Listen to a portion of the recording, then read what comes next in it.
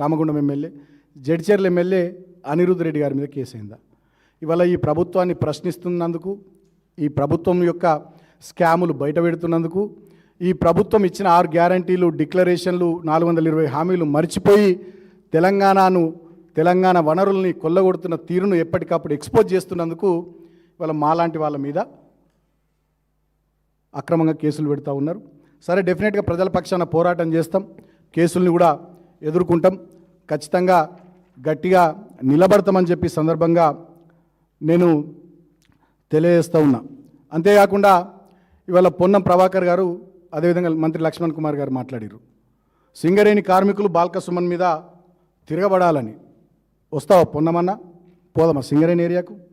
కార్మికులు నా మీద తిరగబడతారా, నీ మీద తిరగబడతారా? పోదామా? ఏదైనా కొనుగోలు కేంద్రం రైతుల దగ్గరికి పోదామా? మన కరీంనగర్ జిల్లాలో మీరే డిసైడ్ అయ్యారు, ఒకటి మీ హుస్నాబాద్ కాన్స్టిట్యున్సీ అయినా పర్లేదు, ఏదైనా రైతుల కొనుగోలు కేంద్రం దగ్గరికి పోదాం పాండ్రి, వడ్ల కొనుగోలు కేంద్రం రైతుల దగ్గరికి. మరి నా మీద తిరగబడతారా, మీ మీద తిరగబడతారా చూసుకుందాం.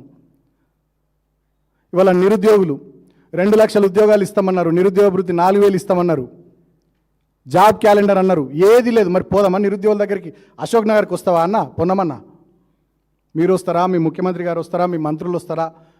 మీ కాంగ్రెస్ పార్టీ ఎమ్మెల్సీలు వస్తారా నా మీద కేసు పెట్టమని ఇవాళ కంప్లైంట్ ఇచ్చిన వాళ్ళు? పోదాం పాని, మరి అశోక్ నగర్ పోదాం పాని నిరుద్యోగుల దగ్గరికి. ఇవాళ రాష్ట్రంలో ఒక అప్రకటిత ఎమర్జెన్సీ నడుస్తూ ఉంది. ఇవాళ రాష్ట్రంలో ఒక నియంతృత్వ పాలన నడుస్తూ ఉంది. రైతులకు రైతు బంధు లేదు, వడ్లు వనుడు లేదు, నిరుద్యోగులకు ఉద్యోగాలు లేవు, నిరుద్యోగ భృతి లేదు, కరెంటు చక్కగా వస్తలేదు, హైదరాబాద్ మహానగరంలో మంచినీళ్ళు చక్కగా వస్తలేవు, ఊళ్ళు కానీ పట్టణాలు కానీ పరిశుభ్రత లేదు, ఊడ్చేటోడు తూడ్చేటోడు లైట్లు, అసలు డ్రైనేజ్ వ్యవస్థ ఏది చక్కగా లేదు. మీరు చెప్పినటువంటి మహిళలకు 2,500 ఇస్తామన్నది ఇచ్చింది లేదు, తులం బంగారం ఇస్తామన్నది ఇచ్చింది లేదు. కేసీఆర్ కిట్టు పథకం గతంలో మేము పెడితే దాన్ని బంద్ పెట్టిరు. మీరు గొర్రెల పంపిణీ, చేప పిల్లల పంపిణీ పెడితే దాన్ని పట్టించుకుంటలేరు. దళిత బంధు మేము 10 లక్షలు ఇస్తాం, మీరు 12 లక్షలు ఇస్తామన్నారు, ఒక్క కుటుంబానికి ఇవ్వలేరు.